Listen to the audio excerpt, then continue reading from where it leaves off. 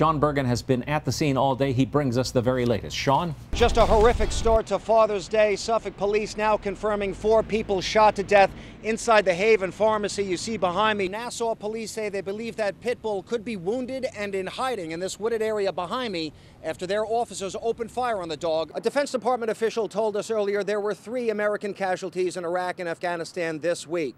When you compare that to the 17 people shot in Newark just since Monday, it's left many here in the Brick City to wonder if maybe they're the ones living in a war zone. He thought it was the night that would never end. After plunging 25 feet to the bottom of a sewer, he lay there for hours, badly injured, praying that somebody would find him. Eventually, finally, he heard a voice from above that said, "Hold on, help's on the way." Nearly a dozen gang leaders were rounded up who terrorized the streets of Plainfield for years. Some of those were caught just before they could carry out a plot to kill 2 men. Well, Carla, we're on the scene here at Sinatra Park, about 100 yards away from where NTSB officials say that mid-air collision took place, killing all 9 people. Sean, we can hear it behind you. It's that wind that makes this storm exceptional. Look at you. Wow.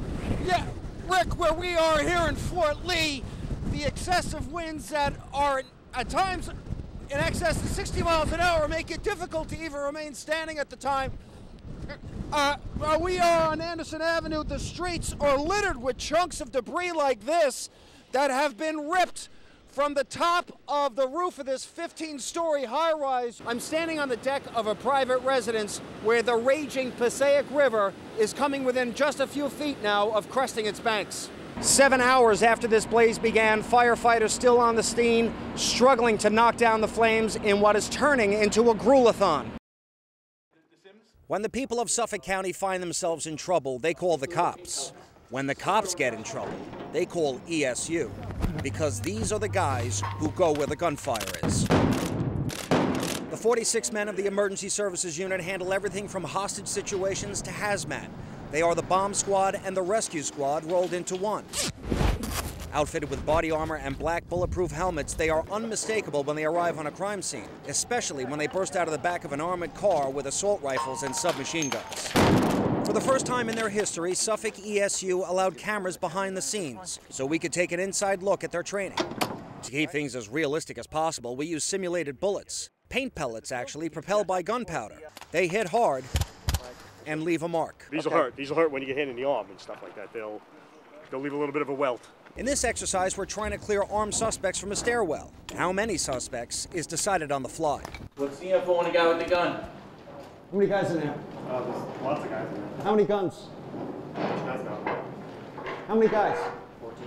14 guys with guns? All right, ready? We'll move on. As we slowly scale the darkened stairway wearing 30 pounds of armored plating, things go from 0 to 60 in an instant. The guy behind us. Don't shoot! I see your head! The most difficult part is keeping your cool in the midst of heart-pounding chaos. How do you counter that adrenaline dump? I mean, is it just something as simple as taking a deep breath? You take a deep breath and it's just, the more you train, the less that adrenaline dump's going to impact on you. So we train, and then train some more. Drop the gun! Drop it! Drop the gun! Get down to the ground! Down to the ground! Each time, the instructor stresses the basics. 2 huge things that are huge issues with us is, number one, is we don't laser anybody, and lasering is when the barrel crosses any part of somebody's body. Right. So we don't laser anything unless we intend to shoot it. Right. The other huge thing for us is our primary safety is that our finger's always off the trigger. Right. Finger stays indexed along the side of the weapon until the weapon's ready to fire and on target. And the instruction never stops. Okay. When one of your teammates sees you making a potentially fatal mistake, they'll correct you.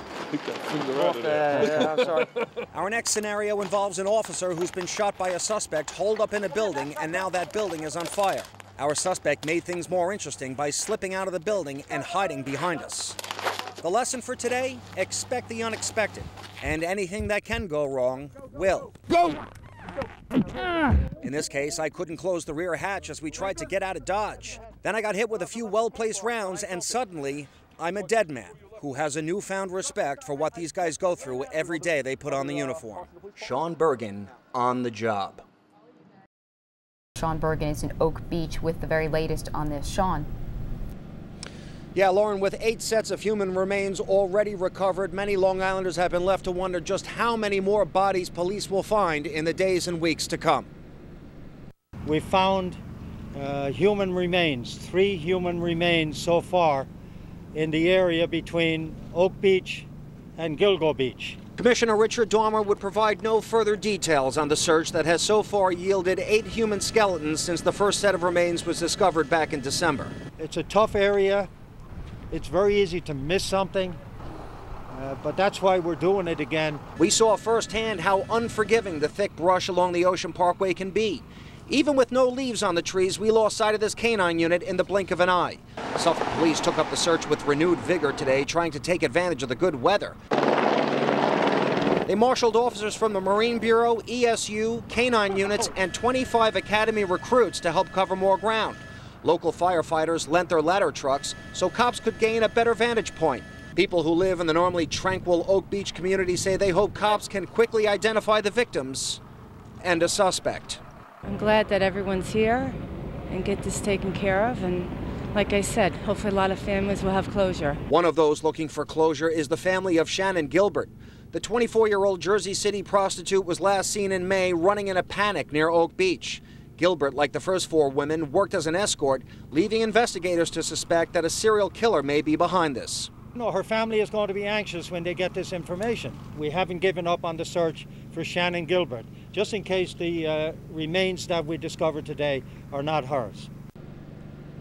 And Commissioner Dormer says that the medical examiner should be able to make a swift determination on whether or not these remains are that of Shannon Gilbert. In the meantime, the westbound lanes of the Ocean Parkway between Captree and Jones Beach have been declared a crime scene and will remain closed to traffic until further notice as their investigation continues. In Oak Beach, Sean Bergin, News 12 Long Island.